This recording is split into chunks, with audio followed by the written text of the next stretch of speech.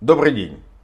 В Испании по-прежнему идут дожди, холодно. Нам говорят о том, что это на самом деле обычная погода для этого времени года в Испании. И просто последние 3 года было аномально тепло и солнечно. Так что нужно привыкать. И тут я вспомнил о реально солнечном крае. Конечно же, о моем родном Краснодарском крае.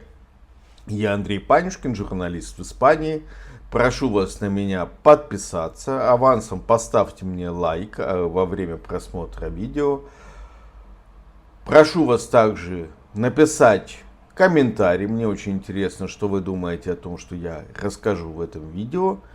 И, безусловно, напишите, в какой регион Краснодарского края вы хотели бы переехать. Даже если вы живете в Краснодарском крае, наверняка вы какой-то район и какой-то город в крае любите больше, чем любое другое место.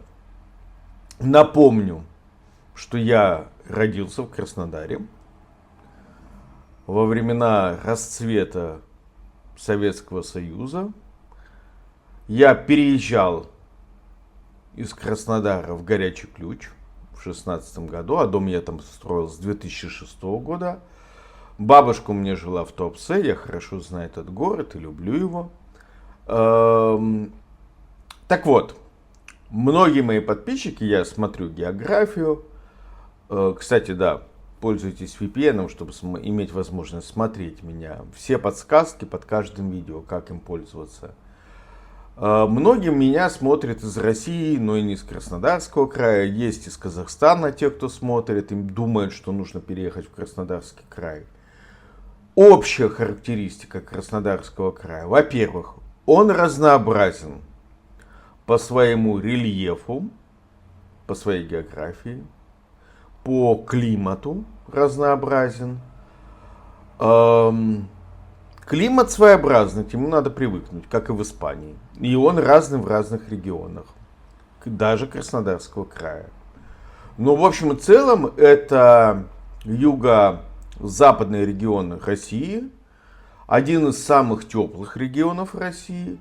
Экономически это теперь стало третьим регионом в России после Москвы, Санкт-Петербурга и вот Краснодарский край, он растет.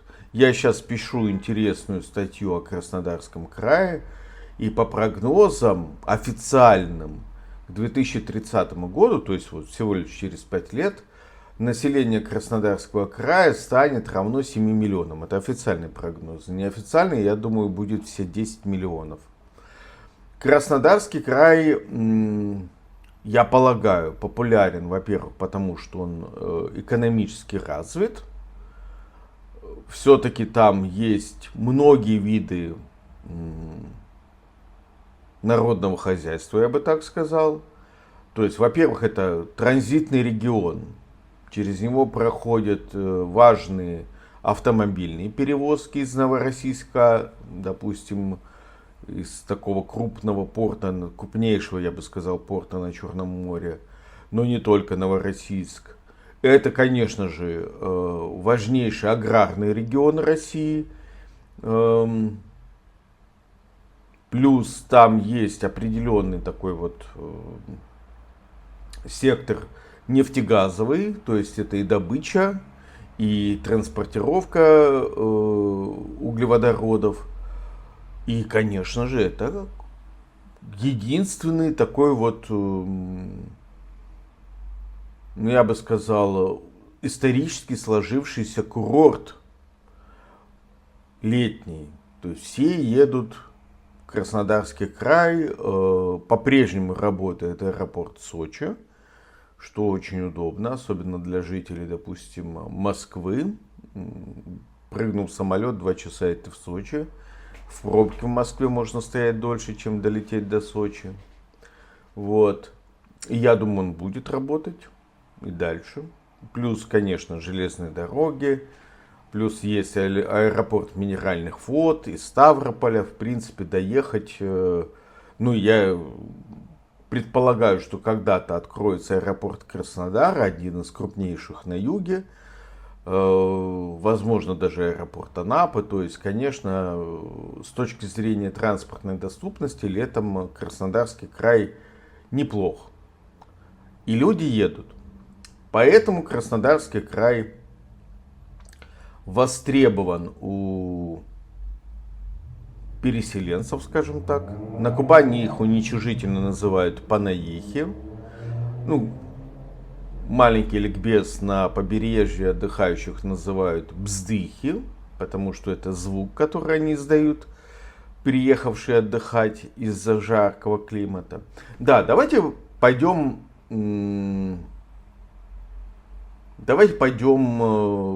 по моему мнению, по наиболее интересным с точки зрения, не с моей точки зрения, а с точки зрения переезжающих в Краснодарский край, которые не знают многого о Краснодаре и Краснодарском крае. Пойдем вот в таком порядке, как они думают, куда переезжать. Я попытаюсь себя поставить на место, ну, скажем так, жителя условного Новосибирска, условных северов, потому что люди переезжают, как мне кажется, одна из мотиваций из-за климата. Да, кстати, еще раз прошу подписаться, потому что я на своем канале выкладываю, у меня, кстати говоря, несколько, есть канал Адвокат Фри, где я занимаюсь юридической ликвидацией безграмотности, помогаю вам самостоятельно, без жадных юристов, защищать свои права. Есть канал Журналист в Испании, Journalist in Spain, где я рассказываю, во-первых, теперь уже о жизни своей в Испании. Конечно, всегда сравниваю с Россией, с Краснодарским краем, иногда с Бельгией, где я жил. Тоже какое-то время работал там. И я много по-прежнему рассказываю о России, о Краснодарском крае. Я жил не только в Краснодарском крае, но и в других регионах. Естественно, часто бывал в Москве. И поэтому там такая интересная энсалада руса, что по-испански означает русский салат, или в нашем понимании это оливье. Вот на моем канале Journalist in Spain, на котором вы, скорее всего, меня и смотрите, у меня такая вот сборная, вкусный, с майонезиком, салатик. Погода намекает на то, что нужно что-то такое калорийное съесть. Вот. Значит так, по поводу порядки привлекательности с точки зрения обобщенного переселенца, вот, релоканта. Ну, конечно, Краснодар номер один, столица Краснодарского края, мой родной город. Хотел сказать любимый, но я туда сознательно переехал. Плюсы. Экономически, наверное, самый привлекательный город, потому что туда стекаются большие деньги. Это определенный уровень сервиса, много всяких сервисных услуг, медицинских, образовательных, ну и плюс большие возможности, то есть очень-очень масштабное строительство идет. Я к этому отношусь двояко, но с точки зрения предложений, вариантов по квартирам и меньшим вариантов по домам, конечно, Краснодар в лидерах. С точки зрения климата, поскольку он находится на равнине практически, и перепада высот в Краснодаре нет, город практически плоский, есть небольшие холмики, но в общем-то он идеален для того, чтобы учиться водить, плоский как тарелка. Находится он на правом береге, высоком берегу реки Кубань.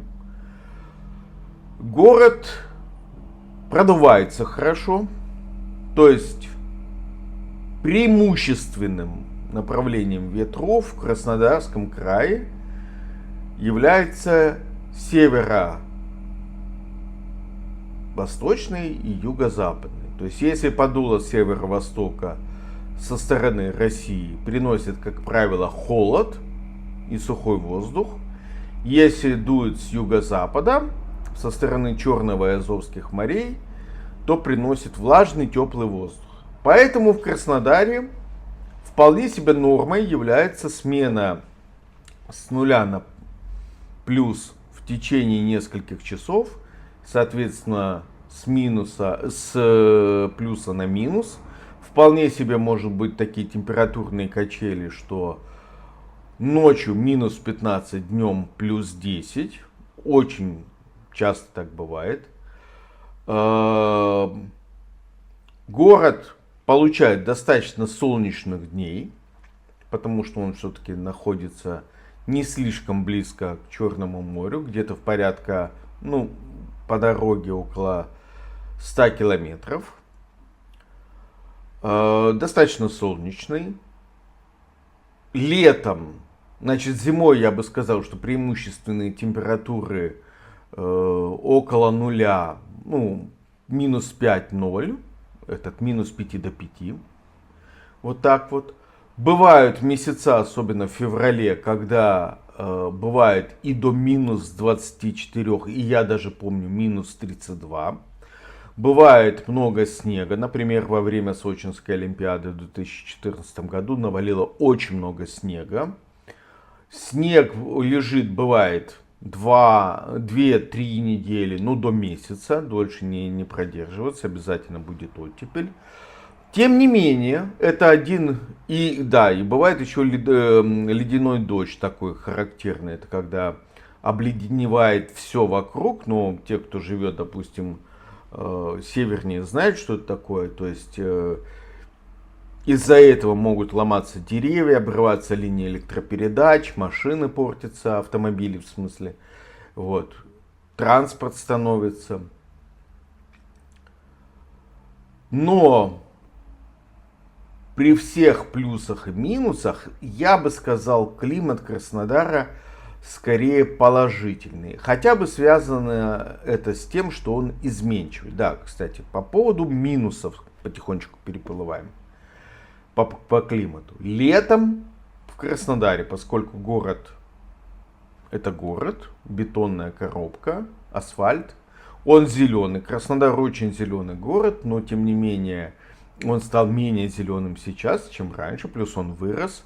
Плюс по окраинам построили много многоэтажек, ветер стал хуже продувать центр. Из-за этого летом в Краснодаре жутко жарко. Жутко жарко, минусы, естественно.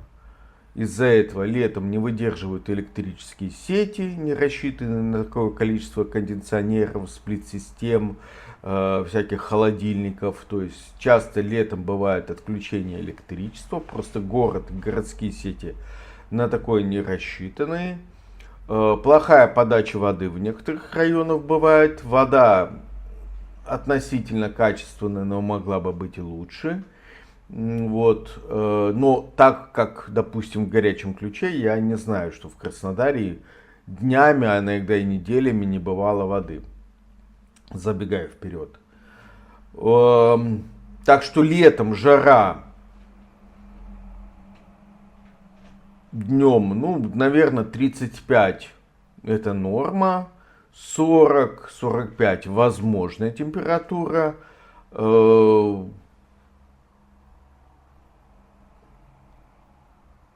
Опять же, если вы живете в Краснодаре, наверное, вам без сплит-системы не выжить летом, с моей точки зрения. Так, по поводу застройки я вам сказал. Цены я, конечно, не знаю. Цены разные. Есть старый центр какой-то, есть новые новостройки по окраинам. Это вам лучше посмотреть. Качество строительства, естественно, не на высоком уровне, потому что гонятся за объемами и пытаются снизить цену. Про районы Краснодара я рассказывал. У меня есть отдельное видео по этому поводу. Какие лучше? Да.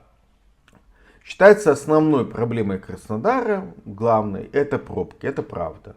Город строился исторически из расчета, чтобы улицу можно было перегородить парой-тройкой телег, потому что он строился как крепость. Улицы, особенно в старом центре, узкие, обычно на две полосы движения. Вряд ли они будут расширяться, потому что уже все позастроено. Город разделен на несколько частей железной дорогой. То есть есть, и помимо железной дороги, есть еще цепочка озер, которая в Краснодаре называется Карасуны. Она тоже делит город на несколько частей. И через эти озера есть пересыпи, дамбы, чтобы можно было переезжать. Ну и плюс с юга Краснодар ограничивает река Кубань. И, соответственно, если вы, допустим, покупаете что-то в поселке Яблоновской, который уже формально является территорией Республики Адыгея, то вы вынуждены будете пользоваться всего лишь тремя мостами. Это Тургеневский мост, который, кстати, закрывают на реконструкцию. Вот, он был самый широкий до недавнего времени. Яблоновский мост новый построили, до этого он был очень узкий, сейчас шире сделали. И есть еще шлюзы на Краснодарском водохранилище. Да, забыл сказать. Краснодарское водохранилище построено в 70-х годах. Оно сделало климат в Краснодаре мягче зимой и жарче летом, потому что влажность увеличилась и ощущение, что вас летом в баню поместили. То есть из-за Краснодарского водохранилища зимой не так холодно, как раньше, но больше снега выпадает. А летом жарче, потому что воздух влажнее. И, кстати говоря, для Краснодара характерны туманы. Особенно для восточной части, рядом с Краснодарским водохранилищем. Вот. Нужно ли переезжать в Краснодар? Вопрос очень относительный того, кто вы, что вы. Ну, наверное, для молодой семьи, которая без детей, в Краснодаре будет интересно, потому что все-таки это большой город, кстати, больше Барселоны как таковой. Я по моим подсчетам думаю, что в Краснодаре живет около 2 миллионов человек с ближайшими пригородами. И пробки там, да, транспортная проблема связана с тем, что в Краснодаре весь транспорт завязан на дорожную сеть. То есть в отличие от других больших городов, в Краснодаре нет метро, которое бы не пересекалось с автомобильным транспортом. Как я понимаю, метро в Краснодаре не будут строить. Есть определенные сложности с геологией Краснодара. Говорят, что под городом много карстовых пустот, заполненных водой. Поэтому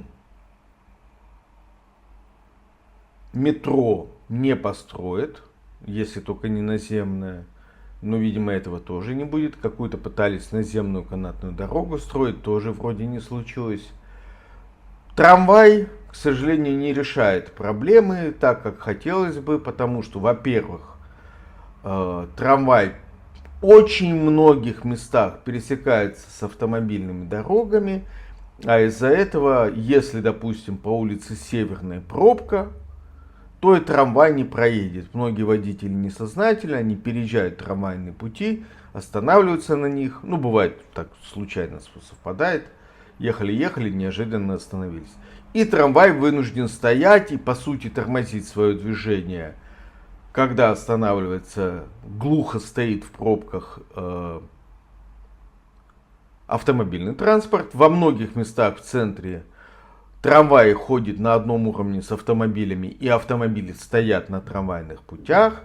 Плюс еще есть узкие места в Краснодаре, где во время залповых ливней, это, кстати, новое явление в Краснодаре, залповые ливни летом, когда вода поднимается на высоту бордюра.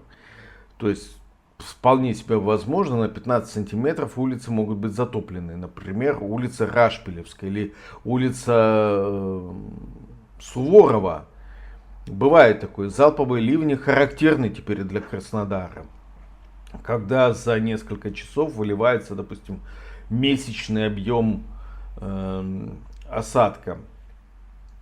К этому надо быть готовым. Так вот, во время таких залповых ливней машины становятся, трамваи тоже становятся. К сожалению, транспортная проблема Краснодара не будет решена до тех пор, пока первое, не будет развязаны автомобильные дороги все с железнодорожным транспортом. То есть надо железку, наверное, как по примеру Барселоны, прятать под землю. Да, в Барселоне таким образом решили. То есть спрятали железную дорогу под землю. И очень много улиц теперь соединяется между собой. Не несколько переездов типа северных мостов, а много улиц между собой соединяется. И машинам нет необходимости собираться около вот этих вот в Краснодаре северные мосты или улица Ставропольская проезд или улица, соответственно, Суворова, Вишнякова. То есть несколько всего лишь переездов через железную дорогу. Если железную дорогу спрятать под землю, то и трамвай может быть через нее перекинут несколько раз. Ну и я предлагаю, железку можно спрятать под землю, потому что это всего лишь несколько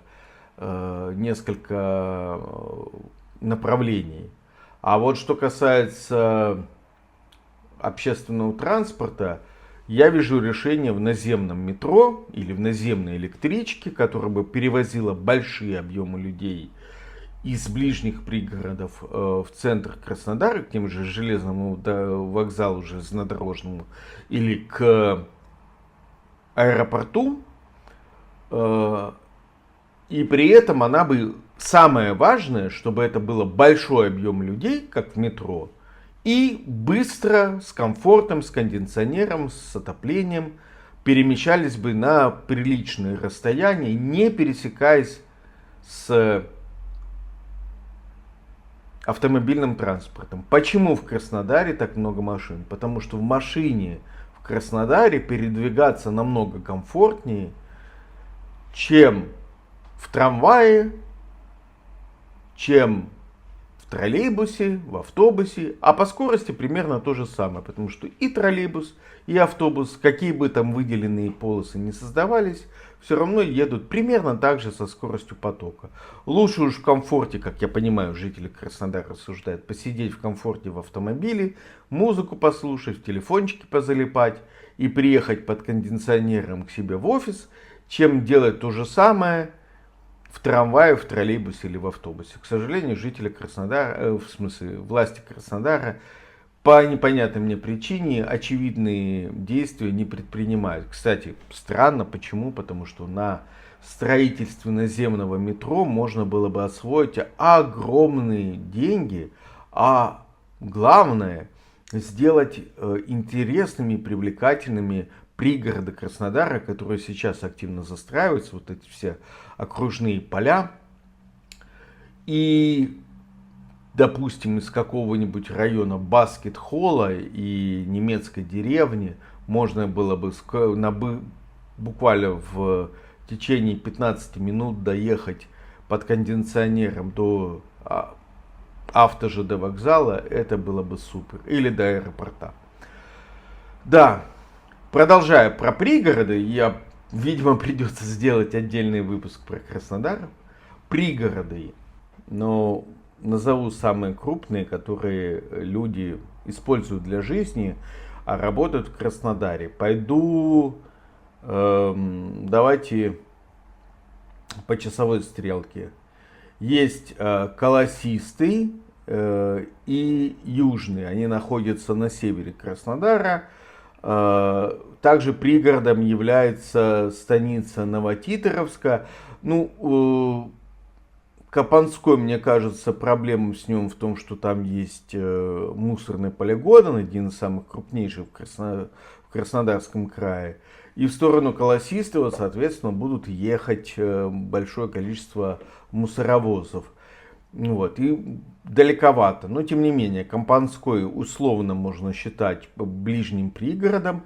На севере находится Новотитеровская, Колосистый ближе, как и Южный. Дальше есть Октябрьский. Это как условный пригород и южный это типа как дачи. Вот. Есть краснодарский, есть индустриальный, дружелюбный. Это все уровня дач. Извините, ребята, но это все очень такое вот застраивается, заселяется, но там инфраструктура соответствующая. Из станиц, то есть из того, что имеет какую-то свою отдельную инфраструктуру, это Новотитровская. Достаточно, наверное, минут в 15-20 от Краснодара на север по Ейскому шоссе. Динская. Динская вообще одно из, с моей точки зрения, лучших направлений для жизни, потому что она удалена от Краснодара где-то минут на 30, если без пробок, ну может чуть быстрее, но это отдельно стоящая станица, это районный центр Динского района, там активно идет строительство, плюс губернатор оттуда, то есть соответственно она активно развивается все время под государевым оком. Дальше условный Краснодар это Васюринская, это восток, северо-восток, недалеко, в смысле на берегу Краснодарского водохранилища. Дальше Старокорсунская, тоже еще ближе к Краснодару, и хутор Ленина совсем близко. Соответственно, на западе это станица Елизаветинская, на берегу Кубани, пониже так, Краснодара. Что я вам могу сказать? У станиц есть проблемы с инфраструктурой, с электрическими сетями, насколько я помню. В Елизаветинской какие-то проблемы есть с водой, хотя на берегу Кубани, ну, возможно, подтопление, кстати, хоть это и высокий берег. Плюс еще нужно обращать внимание, что все-таки станиц, у них уровень школ ниже, чем в Краснодаре. Ну и жить в станице, конечно, в частном доме. Я большой поклонник частных домов. Жить в станице, в частном доме лучше, но если возить в Краснодар, вы будете стоять в пробках на въезд и на выезд, потому что не из этих станиц, а из ближних пригородов, типа Знаменского, Индустриального, Колосистого, Южного, возят детей в Краснодар, и въезды и выезды из Краснодара утром и вечером жутко забиты пробками. На юге, это одно из интересных направлений, на юге под Краснодаром находится Республика Адыгея, прямо на другой стороне реки Кубань. И там есть самый такой развитый населенный пункт, буквально пригород Краснодара или часть Краснодара, Яблуновский. Второй по размеру населенный пункт по количеству населения после Майкопа, после столицы Адыгея. Вот. Проблема только транспортная доступность, ну и то, что это бывшая затопляемая пойма реки Кубань, то есть это низко, возможны туманы, повышенная влажность, потому что там много озер рядом. Вот. Дальше есть такой вот менее раскрученный Казет, к нему дальше ехать от Краснодара. Есть Люстенхабель, буквально с той стороны от Краснодара через шлюзы. Вот. Многие люди живут опять же, на территории Краснодарского края, в Афипском поселке есть такой. Плюс люди ездят в Адыгею. Афипский это уже Краснодарский край, Северский район. А вот есть в Адыгее город Энем. Ну, кто-то городом его называет, кто-то поселком городского типа. Ну вот есть Энем. Там прям многоэтажки, все такое. Тахтамукай, это адыгейский населенный пункт, районный центр Тахтамукайского района. И город Адыгейск находится на возвышенности, достаточно удачно расположен на трассе М4 Дон. И в принципе от Краснодара он не дальше, чем Афипский. Вот вам по всем пригородам я прошелся. Так вот, завершая этот ввод в Краснодар, где бы я жил,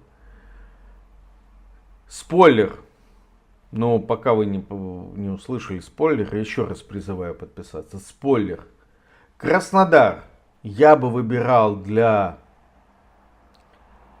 молодой амбициозной семьи без детей. Я бы так сказал.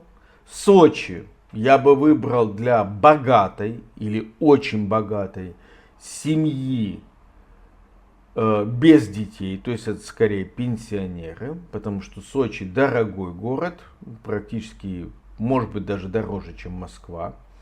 Дальше, Новороссийск я бы тоже рекомендовал молодой семье, возможно, с одним ребенком, потому что Новороссийск хорош по вариантам работы, по соотношению цена-качество. Краснодар дороже, но тоже хорош по работе и по размерам оплаты труда.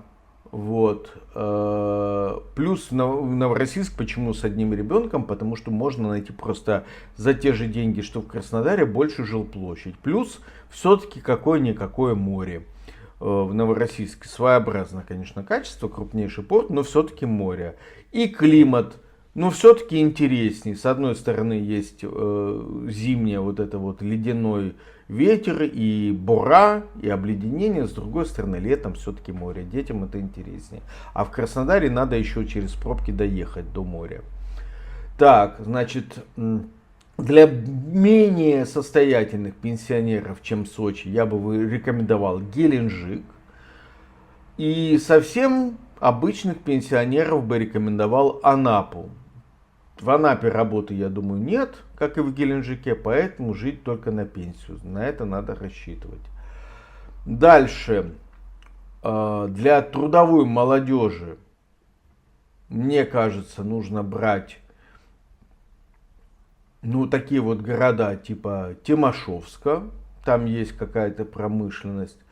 Портовое хозяйство есть и будет развиваться в Темрюке. Хотя это маленький городок. Вот, но тем не менее там хоть какая-то работа есть. И на этом же уровне я бы поставил Туапсе.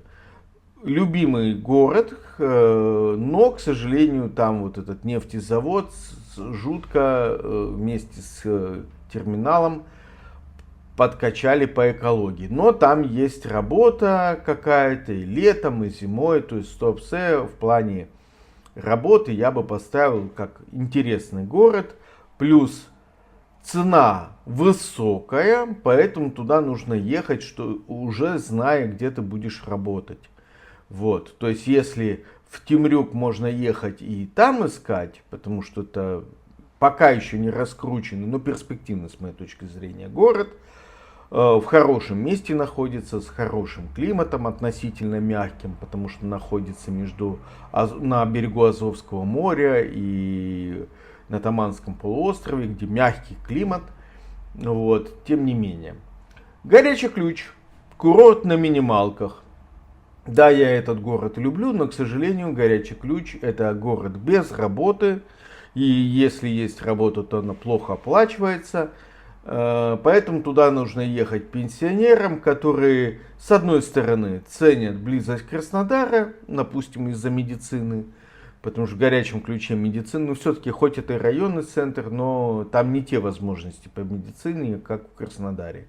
От Краснодара 75 километров, хорошая трасса М4, можно проехать и через лес на другую трассу в сторону Новороссийска. Вот, поэтому это город для пенсионеров, спальный район Краснодара некоторые считают, работы там нет, но зато мне в Горячем Ключе больше всего нравится природа, микроклимат такой, более мягкий летом и более такой вот зимняя сказка зимой. Снег там убирает, но лучше рассчитывайте на внедорожник. И еще из городов можно назвать для переезда Армавир.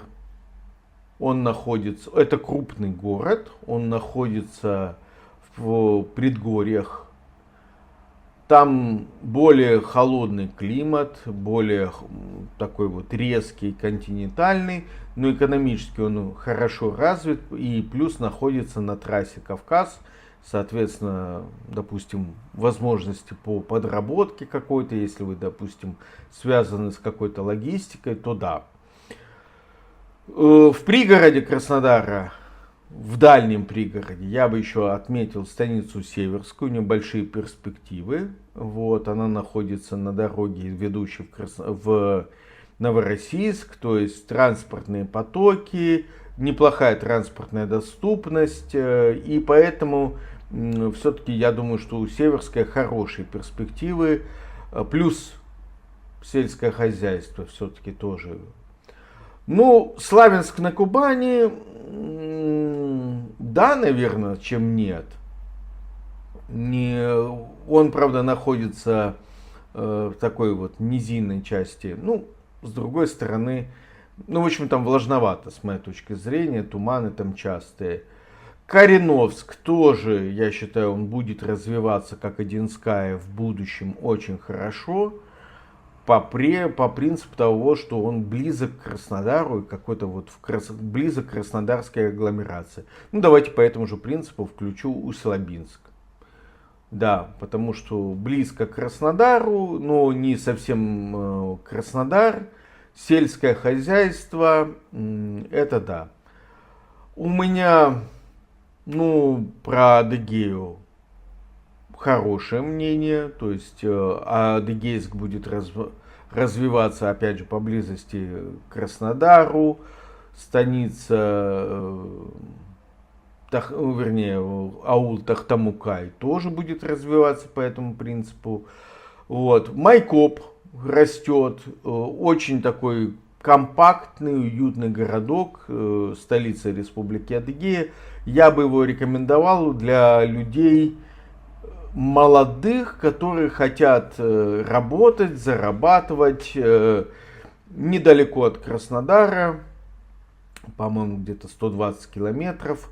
Вот. И Республика Адыгея в любом случае будет развиваться, потому что она удачно расположена географически.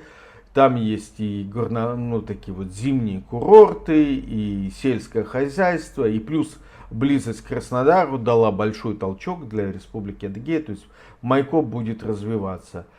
Из других городов, ну, на севере я бы скорее назвал, что будет развиваться Ейск, потому что это порт, потому что это какой-никакой курорт, но там очень своеобразный климат, холоднее, существенно холоднее, чем в Краснодаре, но не так холодно, как, например, в таком месте, как Белая Глина. Вероятнее всего, вот эти вот, этот угол Краснодарского края, который Курганинск, Лабинск, Мостовской, они не будут развиваться до тех пор, пока не будет построена дорога. Она когда-то будет построена, конечно, будет построена дорога на Сочи. То есть, как только построят дорогу на Сочи, через, соответственно, либо Адыгею, либо через Мостовской, где-то там, это будет развиваться, потому что магнитом является Сочи. Это направление. К сожалению, развитие направления Псибая и Мостовского района как зимний курорт мне кажется очень сомнительным. Скорее, курорты Адыгеи будут развиваться зимние, по принципу того, что они ближе просто к Краснодару, ближе к аэропорту, который когда-нибудь заработает. В Адыгею можно проехать еще, например, через Туапсе и Хадыженск. Поэтому, ну, прилететь, допустим, в Сочи и приехать в Адыгею через Туапсе и Шаумянский перевал. Поэтому, мне кажется, это тупик. Дальше Армавира я бы не советовал вам забираться в этом направлении. Вот. Ну, пожалуй, все. То есть,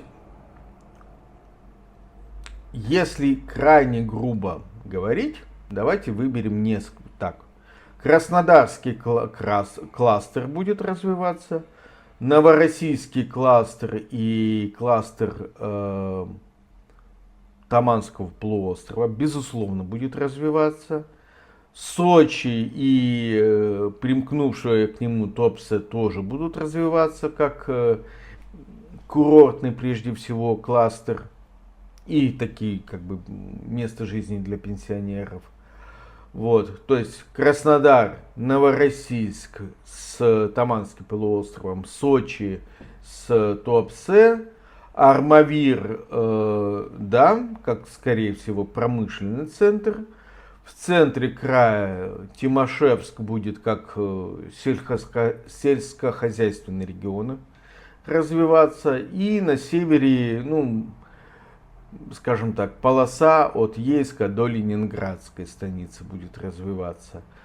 К сожалению, ну и плюс Майкоп в Республике Адыгея, как отдельный кластер. Особых перспектив за Кропоткиным, Тихорецком я не очень вижу. То есть вот то, что ближе к... Ну, может быть, они будут в Армавирский кластер входить. Это мое субъективное мнение. Если бы я переезжал из другого региона в Краснодарский край, я бы ориентировался вот на эти кластеры. Еще раз. Краснодар, Новороссийск, Таманским полуостровом, Сочи, Туапсе, то есть побережье Черного моря, Майкоп, Армавир, Тимашевск, Ейск, станица Ленинградская. Вот так вот. Спасибо, что подписались на меня. Напишите в комментарии, куда вы хотите переехать. Я отдельно расскажу. Извините, про каждый отдельный город и кластер, вернее, я расскажу в следующем видео. Так что подписывайтесь, пишите комментарии.